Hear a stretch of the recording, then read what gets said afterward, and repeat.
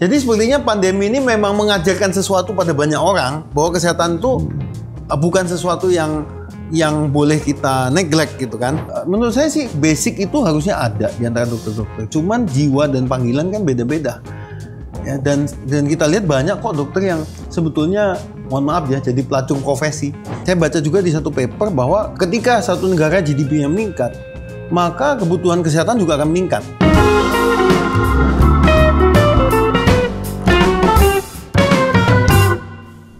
Ya, sekarang saya berada di sini bersama tamu Dr. Christophorus Hendrajaya. Selain dokter internis spesialisasinya, beliau juga pernah kuliah di Sekolah Business and Management ITB bersama MAKPLUS programnya SMEMBA, Strategic Marketing EMBA, dan pernah menjadi juara 1, juara umumnya seluruh ITB pada waktu di angkatannya kira-kira 8 tahun yang lalu. Baiklah, Dr. Christo, selamat datang di acara CMO Talk kali ini. Terima kasih Pak Hermawan. Dan nanti tanggal 8 Januari akan meresmikan klinik preventif baru ya. Betul. InHarmony ya. InHarmony. Tapi dulu mulai InHarmony ini mulai kapan? Ya, InHarmony ini memulai tahun 2011. Jadi kami memulai debut gitu ya. Pertama kali kami dirikan tuh 14 tahun yang lalu. Betul. 14 tahun yang lalu. Waktu itu InHarmony menjadi klinik vaksinasi pertama di Indonesia. Oh, klinik vaksinasi pertama di Indonesia. Pertama. 2011. Walaupun sebenarnya melakukan imunisasi dan vaksinasi dari zaman sebelumnya sudah ada. Dari tahun 1980-an dokter anak pun sudah memberikan. Tapi dulu hanya anak-anak saja, bayi gitu ya. Makin sini kita lihat trennya makin ada bahwa orang yang makin besar, misalnya anak-anak mulai divaksinasi. Tapi di tahun 2011 itu saya melihat waktu saya ikut vaksinologi training di penyakit dalam, ternyata orang dewasa juga bisa dan perlu dapat vaksinasi, Pak. Dari situ saya bilang kenapa nggak ada yang fokus ngembangin ini. Jadi saya dapat ide bisnisnya sana tuh waktu saya lagi ngambil pendidikan spesialis penyakit dalam. Spesialisasinya tahun berapa? 2008 saya masuk. Sampai 2013, wisudanya 2014. Oh, jadi di tengah-tengah klinik InHarmony ini didirikan di tengah-tengah pada waktu Dr. Christo ini sekolah mengambil spesialisasi. Betul. Di internis ya. Timbul ide karena saya ikut pelatihannya, lalu saya punya ide kenapa nggak bikin klinik yang fokusnya di layanan vaksinasi? Karena saya di penyakit dalam itu sudah capek gitu ya, ngurusinnya itu semuanya yang udah ujung tanduk akibatnya gitu kan. Jadi sudah sakitnya parah ya. Parah. Kalau sudah parah, stadiumnya otomatis kuratifnya lebih repot ya. Betul, makin berat. Kenapa kok tidak preventif duluan gitu? Nah, waktu itu memang ada jurnal yang dipaparkan oleh profesor saya, Prof. Samsul Rizal Jauzi, mengatakan setiap tahun tuh ada puluhan ratusan ribu orang dewasa sakit, dirawat, bahkan jutaan sampai meninggal setiap tahunnya karena penyakit-penyakit yang seyogianya bisa cegah dengan vaksinasi. Jadi kalau bisa cegah kenapa harus mati kan gitu? Nah, ini udah ada jurnalnya, terbit tahun 2007. Jadi waktu itu saya pikir kalau gitu saya daripada bantuin orang yang sudah ujung terminal, ujung akhir, ya kan, mau pindah kota gitu, pindah alam maksudnya, ya kan? Kenapa saya nggak yang masih jauh gitu, yang masih sehat, masih bisa dicegah. Jadi situ idenya. Very brilliant. Kalau di negara maju, preventif itu sudah, vaksinasi itu sudah sejak dulu ya. Sebetulnya vaksinasi itu dari tahun 1898 pertama ditemukan kan, di-announce. Itu di Inggris itu udah dari tahun 1900-an sudah diwajibkan. Harus divaksin, harus divaksin. Tapi waktu itu masih anak-anak kan, bayi, anak-anak gitu. Nah yang dewasa mungkin tahun-tahun 90 2000-an mulai. Jadi tiap tahun memang jenisnya vaksinasi itu bertambah terus? Biasanya sih ada, tapi tidak persis setiap tahun lah. Mungkin 1-2 tahun sekali ada yang baru. Selama 2011 pertama kali didirikan InHarmony sampai sekarang 2025, 14 tahun kemudian, vaksinasi itu sendiri tambah berapa macam? Mungkin kalau dari jenisnya enggak banyak. Dari jenisnya paling sekitar 5-6 jenisnya ya.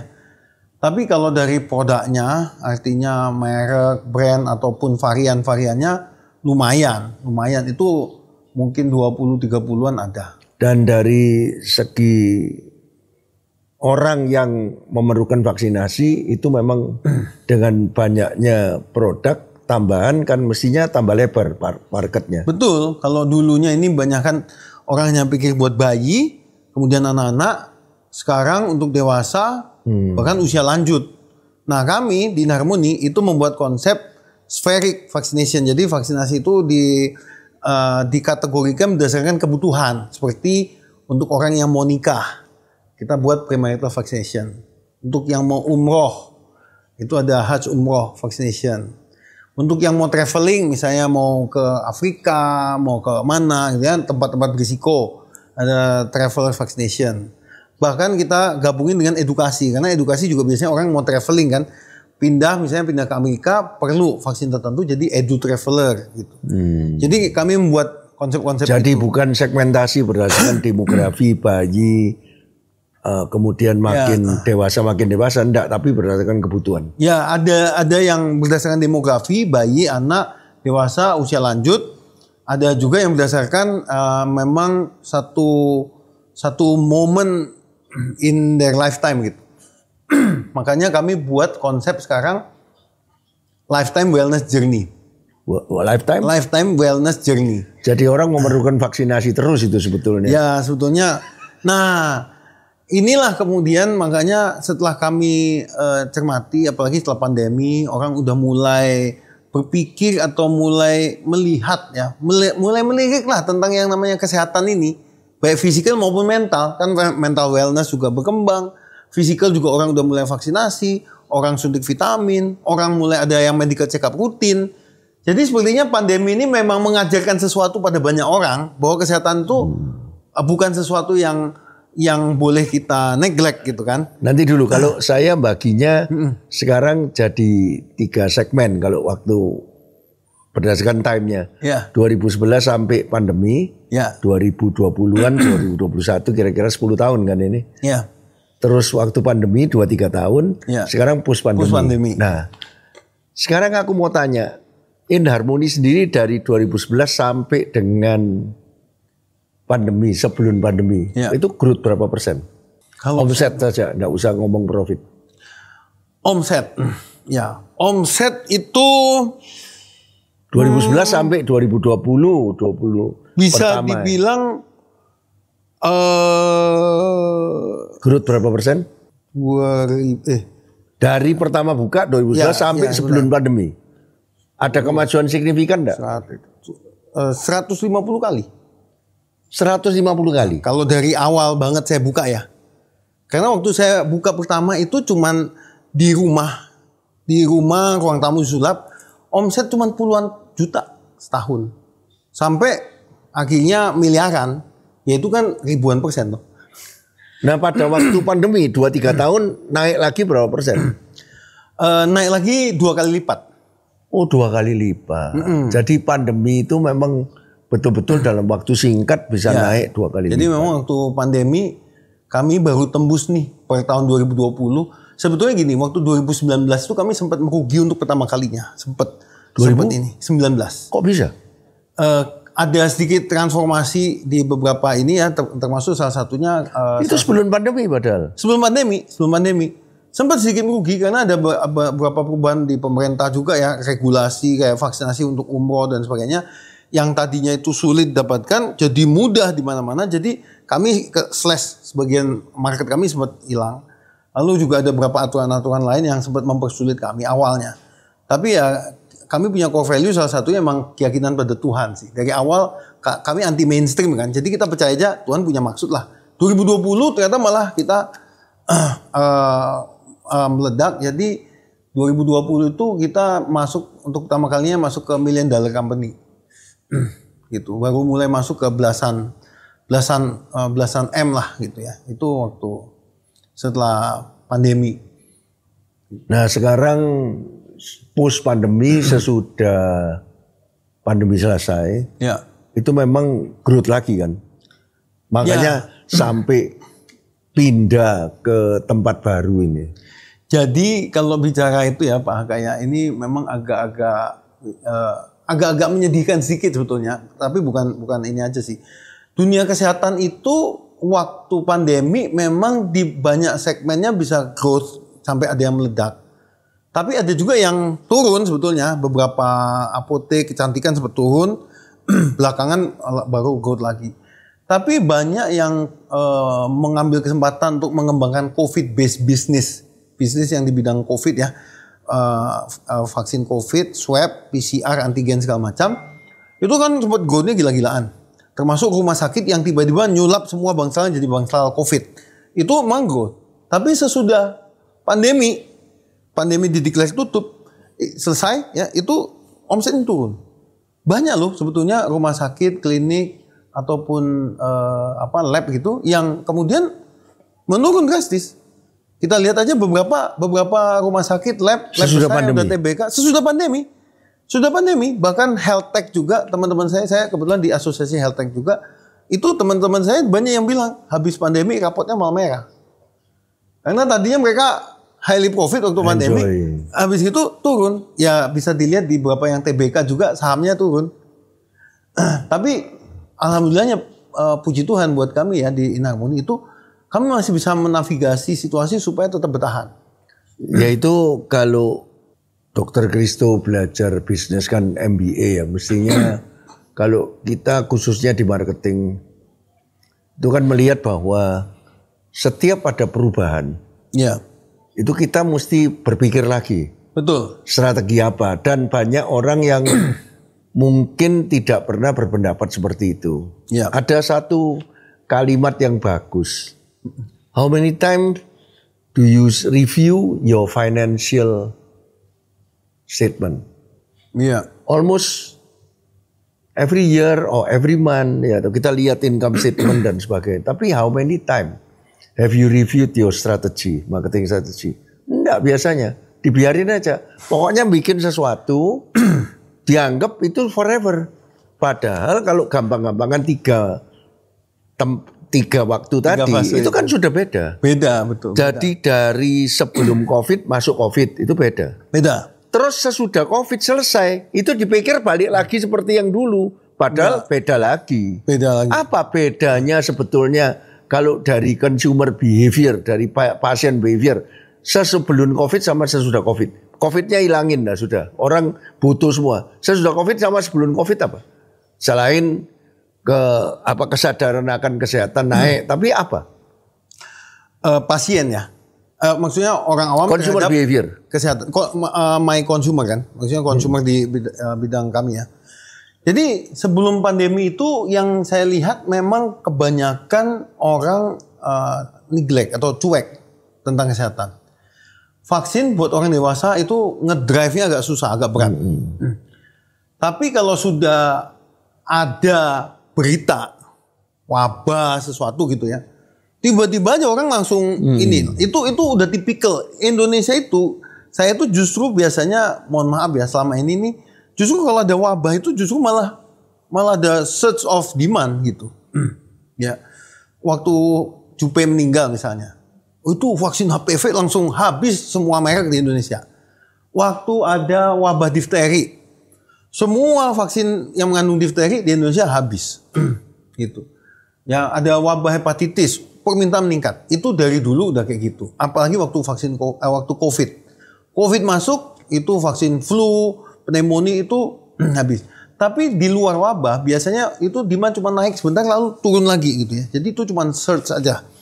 Nah, setelah pandemi ini kelihatannya demand itu naik dan mulai stabilizing. Konsisten terus. Lumayan konsisten. Itu satu. Terus kedua apa? Ya. Perbedaan consumer behavior sebelum COVID dan sesudah COVID. Oke, itu yang pertama pastilah. Orang itu lebih sadar kesehatan, lebih seneng vaksin lah, pencegahan loh. Tapi sebetulnya apalagi perbedaannya? Saya lihat juga orang mulai teredukasi ya. Artinya mulai mempelajari, mulai cari tahu bedanya dan sebagainya gitu. Artinya nggak cuman sekedar pengen beli tapi mereka aware, tapi mereka juga udah mulai pilih-pilih. Jadi kalau dulu kita mesti mengedukasi, sekarang terjadi self education dong. Ya. Orang itu mencari sendiri. Betul. Walaupun belum tentu benar. Ya itu yang susahnya juga. Edukasinya belajar dari Mbak Google atau dari mana-mana. Dokter GPT kan gitu. Tapi bagus tuh itu. Ya di satu sisi bagus, intinya ya ada pro and cons-nya lah ya. Nah, kemudian juga orang itu juga selain dia mulai pilih-pilih, mulai mempelajari gitu.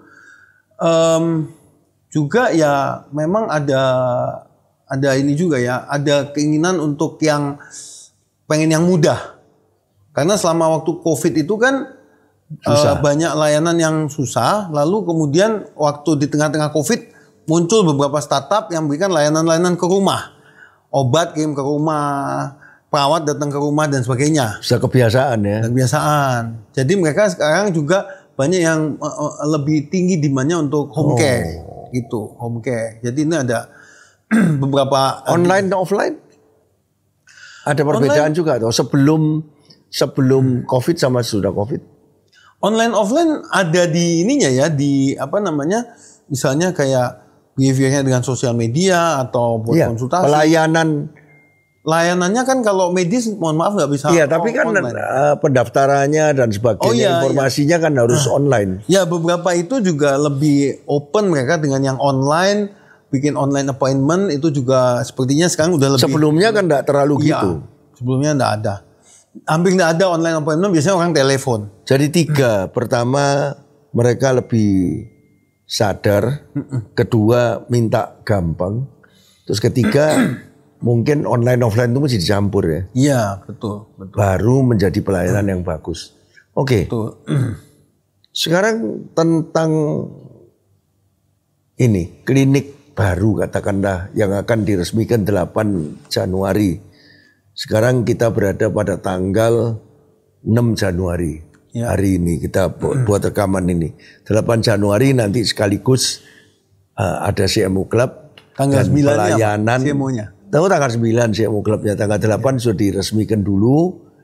Kira-kira apa ini yang membedakan dengan gedung lama? Enharmoni lama dengan Enharmoni baru. Kami nggak ingin meng-highlight hanya gedungnya sih Pak sebetulnya. Ya, kalau gedungnya jelas beda. Dulu itu cuma rumah saya disulap jadi klinik. Jadi 2 lantai kecil di bawah 100 meter square. Bawahnya cuma pelayanan medis, atasnya kantor. Sekarang itu yang baru jelas udah beberapa ratus meter square, bawah klinik 2 lantai dan lebih eksklusif gitu ya dibanding yang dulu secara desain dan sebagainya.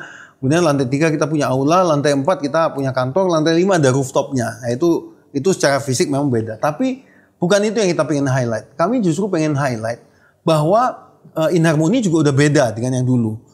Ya semacam brand rejuvenation lah gitu ya. Yang dulu ini fokusnya hanya di vaksinasi. Kita bukan pivot, kita bukan rebranding ke arah yang beda. Kami cuman menambah ya dari yang dulu ya kayak gedungnya ditambah besar tambah tinggi, pelayanan kita juga ditambah. Yang dulunya hanya klinik vaksinasi. Jadi preventif semua. Jadi klinik preventif. Dan kami, vaksinasi itu bagian dari preventif. Vaksinasi tetap core bisnisnya kita. Sampai tahun lalu pun kita udah mulai kembangin layanan preventif, 60-70% bisnis kami, revenue kami masih di vaksinasi. Tapi sekarang kita udah ngerjakan medical check up. Kita ngerjain buat yang pranikah ada premarital check up, yang buat perusahaan ada corporate medical check up. Ada laboratorium sendiri ya? Ya, ini nanti di sini akan kita buat laboratorium sendiri. Kalau yang dulu belum, sekarang akan ya. Nah, kemudian radiologi juga ini. Nah, tapi itu cuma bagian kecil. Kemudian kita juga mengembangkan nutrisi suplemen. Ya, sejak pandemi ini mulai banyak orang yang minta vitamin. Ya, bukan cuma vaksin aja tapi ada vitamin, ya injection, infus dan sebagainya. Dan yang paling baru adalah periksa genetik. Apa itu? DNA testing atau periksa genetik. Periksa genetik ini di Indonesia ini masih sangat kecil sebetulnya. Tapi saya melihatnya gini. 14 tahun yang lalu waktu saya memulai Enharmoni, vaksinasi dewasa itu masih sangat kecil. Seperti saya katakan 1 tahun omset saya cuma puluhan juta. Sekarang gede. Sekarang miliaran, ya kan? Nah, vaksinasi genetic testing sekarang masih kecil. Mulai, ya. Jadi saya kayak nampak tilas memulai perjalanan yang dulu saya mulai lagi gitu. Genetik. Apalagi genetic testing ini sebetulnya bahkan sekarang didukung pemerintah ya, karena pemerintah BGS bikin BGSI kan gitu. Apa itu? Biogenome Science Initiative. Jadi menanamkan lab-lab genetik di sekarang 10 rumah sakit kalau nggak salah seluruh Indonesia gitu. Jadi ke depan pemeriksaan DNA ini akan jadi sesuatu yang lumrah di seluruh dunia. Ini hype gitu ya. Sekarang orang pengen personalized medicine. Jadi kalau kasih obat yang sesuai sama gen saya dong. Gitu kan. Kalau kasih nutrisi, pilih makanan yang sesuai sama gen saya dong. Kayak gitu. Ya itu akan berkembang. Jadi kami melihat ini sekarang trennya ke depan akan ke sana. Lebih one to one ya. Ya, lebih individualized. Customization itu namanya. Betul, ya? Betul customization. Persis kalau Bapak cerita Nike sepatunya dikasih nama, ya itu nanti medis juga akan kayak gitu. Akan ada obat yang emang didesain khusus atau suplemen didesain khusus untuk Bapak. Gitu. Kalau sepatu dikasih nama itu personalization. Tapi kalau sepatunya sudah dibikin khusus dengan lekuan kita, customization. Ya, jadi one to one itu ada dua. Jadi pertamanya personalization dulu, tapi masih standar sebetulnya. Tapi kalau nanti sudah dipaskan, mungkin DNA itu yang kayak gitu, itu customization. Dan memang arahnya marketing kan menuju ke situ ya. Betul. One to one semua. Nah dulu mass marketing tidak ada segmentasi sama sekali, terus mulai segmen, niche, dan sebagainya, dan akhirnya one to one. One to one itu mulai personalization, dan akhirnya customization. Memang arahnya sudah benar. Ya. Betul. Medis juga akan ke sana Pak. Dan itu saya udah lihat dari tahun 2020 itu waktu banyak lab invest teknologi PCR, wah ini genetik akan berkembang di Indonesia.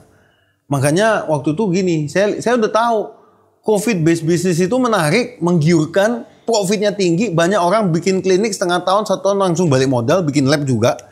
Tapi nggak sustain. Saya lihat pandemi selesai pasti ini tutup semua. Karena tidak berkembang. Ya karena nggak memikirkan consumer behavior apa yang berubah lagi dan nextnya ini apa? Nextnya apa, betul. Jadi saya waktu itu I feel blessed gitu ya. Waktu itu saya udah punya udah dapat insight gitu, pencerahan. Ini kayaknya COVID based business ini cuman buat ya ibarat kata ya waktu itu saya buat modal beli tanah yang baru gitu aja. Tapi untuk mempertahankan ini biar nanti bisa grow nggak bisa. Jadi waktu itu saya udah nyiapin ini setelah pandemi bisnis apa yang akan saya kembangin. Itu jadi yang akhirnya saya bikin saya masukin mengadopsi genetic testing itu dari sana. 2021 saya mulai belajar. Jadi ini the next star itu adalah genetik ini ya. Menurut saya. Iya. Ya masuk akal. Oke, sekarang saya beralih ke tidak di medisnya lagi tapi di bisnisnya. Ini kan dokter spesialis, internis, enggak kepingin dokter kan? Di bidang kesehatan kepingin? Dokternya kepingin dokter bisnis apa dokter kesehatan? Kayaknya kok lebih ke bisnis itu. Kalau dokter yang asli kan penelitian terus, tapi enggak mikir bisnisnya. Kalau dokter Kristo ini tak lihat dari tadi ngomongnya lebih banyak bisnisnya. Ini menyesuaikan diri dengan saya atau enggak tahu saya.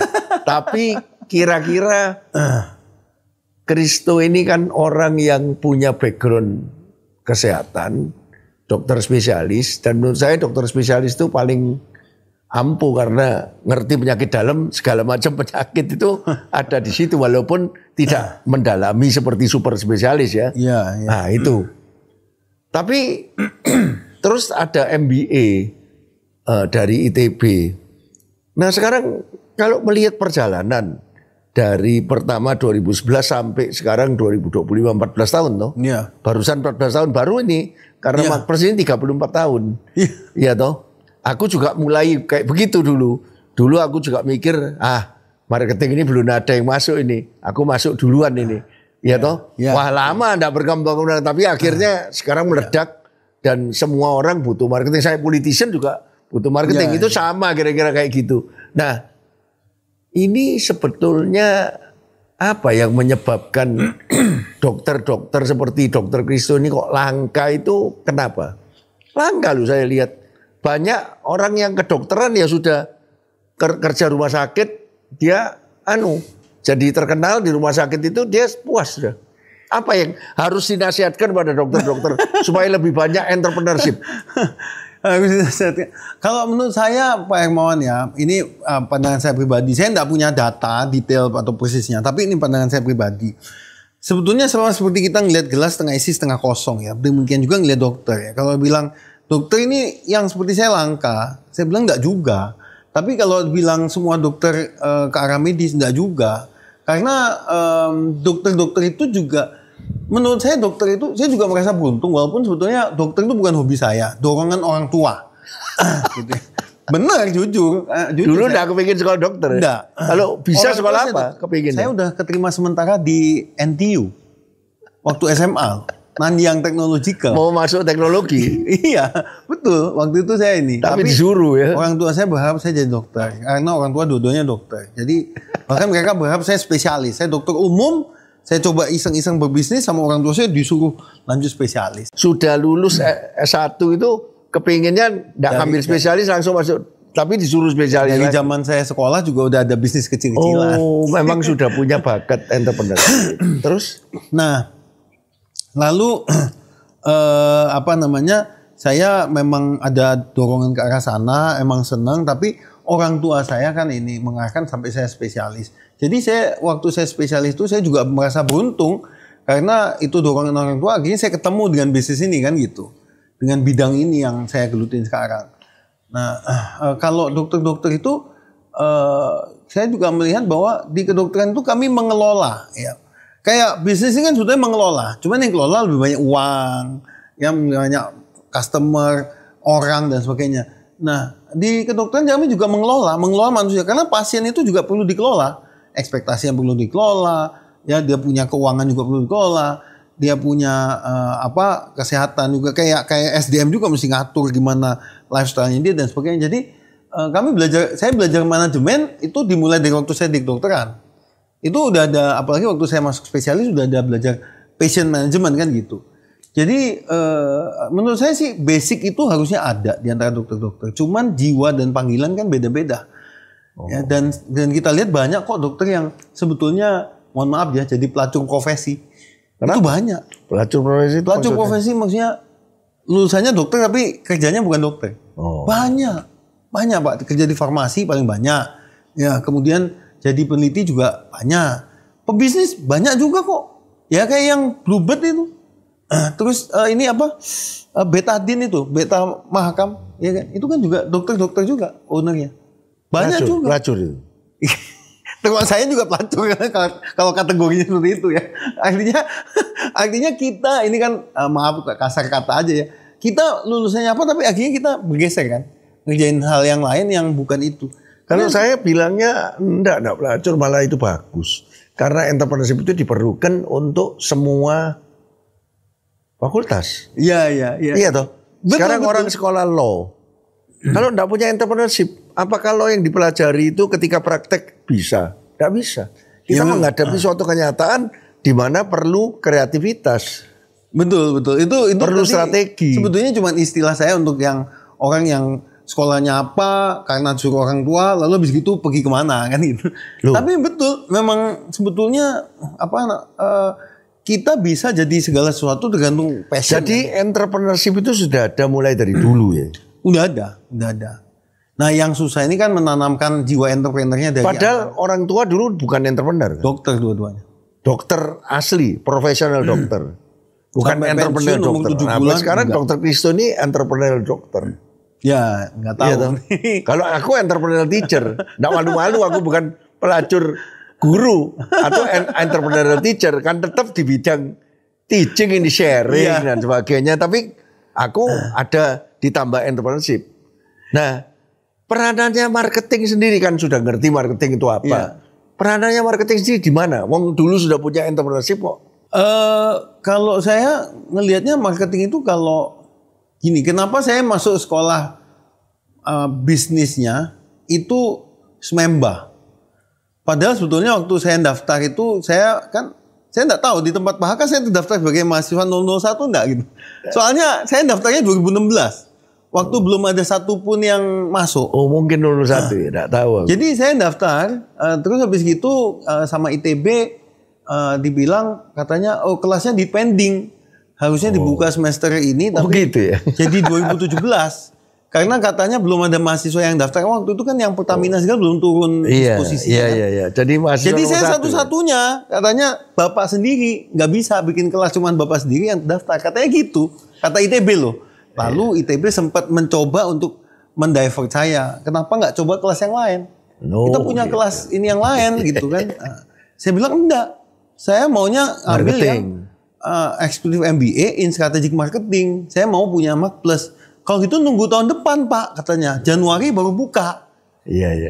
Loh, bener nggak? Saya nggak tahu itu, tapi cerita di belakang layarnya saya. Memang tiap Januari tuh bukanya kita. Enggak, waktu itu saya daftar untuk yang intake 2016 akhir harusnya. Oh iya, jadi. Yang pertama katanya harusnya semester 2 2016, tapi nggak ada. Jadi saya memang kita kan bukanya setahun sekali dulu kan. Pertama maunya setahun 2 kali, tapi kita bilang setahun sekali aja. Dan sampai sekarang sukses. Sudah angkatan ke-9 ini habis ini tahun depan. Kristo angkatan pertama. Ya itu waktu itu Pak, saya itu diarahkan masuk kelas yang lain. Saya enggak mau. Iya. Saya bilang saya maunya yang strategic marketing punya Mac Plus. Kenapa?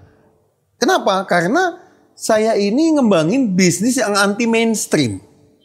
Vaksinasi, apalagi dewasa. Orang sehat suruh aja berobat. Nggak mau. Apalagi suruh suntik. Susah banget. Iya kan? Jadi harus bangun awareness-nya dulu. Bangun awareness dengan edukasi. Nah, edukasi ini kan sebetulnya bahasa di dunia medis kita bilang health promotion.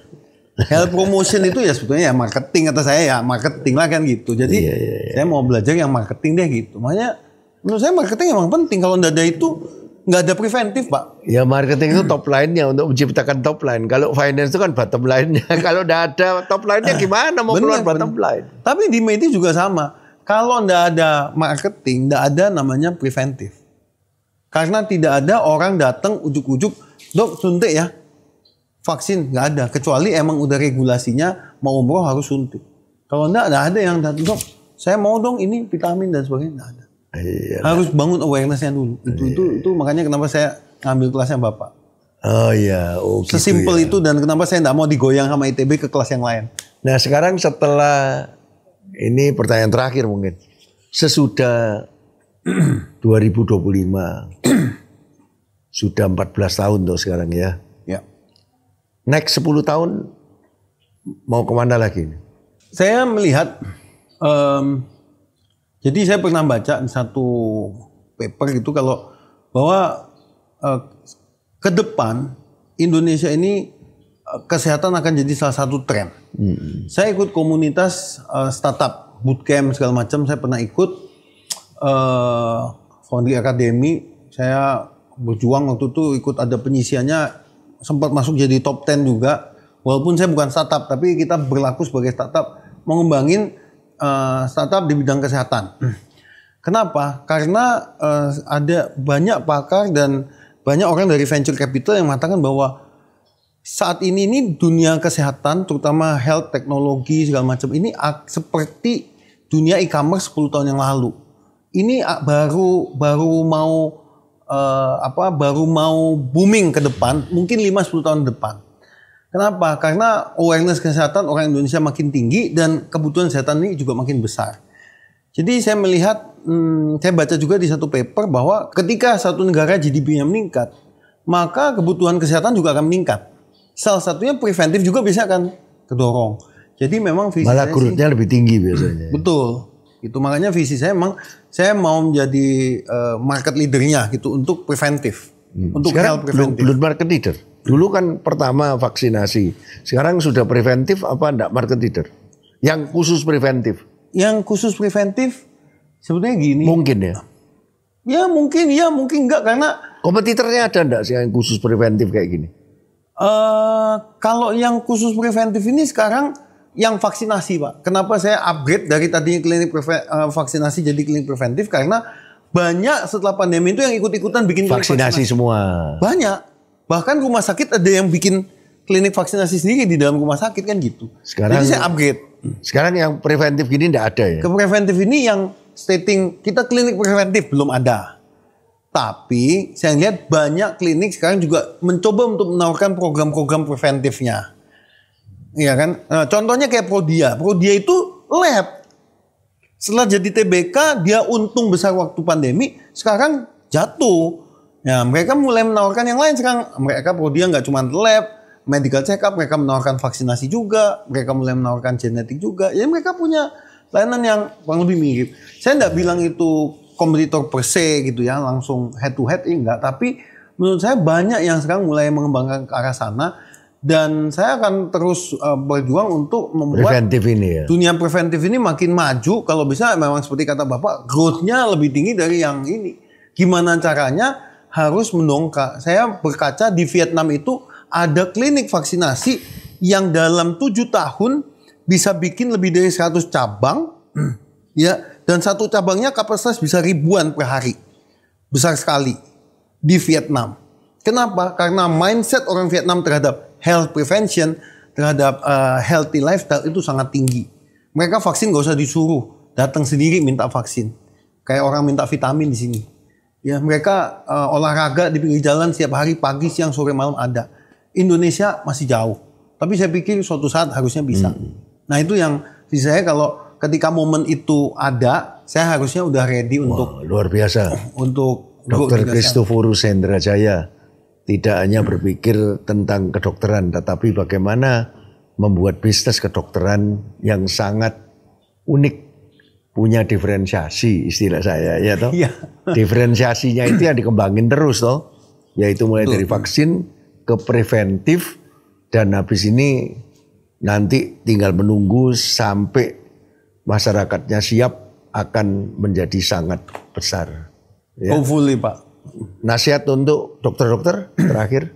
Menurut saya sebagai dokter tapi juga sebagai entrepreneur, menurut saya kita harus buka mata, buka hati, buka pikiran supaya lebih positif dan lebih open mind gitu ya terhadap perubahan-perubahan ini dan juga terhadap opportunity gitu ya, supaya kita nggak seperti kata dalam tempurung kita sudah spesialis di situ atau bahkan subspesialis di satu bidang, lalu kita hanya ngerjain itu atau ngurusin pasien di situ. Ada banyak hal yang bisa kita kembangkan, ada banyak hal yang bisa kalau tidak kita bisa kembangkan sendiri, bisa kita kolaborasikan dengan pihak lain untuk memperbesar kuenya. Daripada kita saling memperebutkan kuenya, kenapa nggak kita perbesar kuenya dengan kolaborasi dan buka opportunity apa dari bidang kita kembangin dengan bidang lain, supaya Indonesia lebih sehat, lebih maju, ya, dan lebih berpikir mencegah daripada ngobatin. Ya, terima kasih. Thank you, Pak Angga.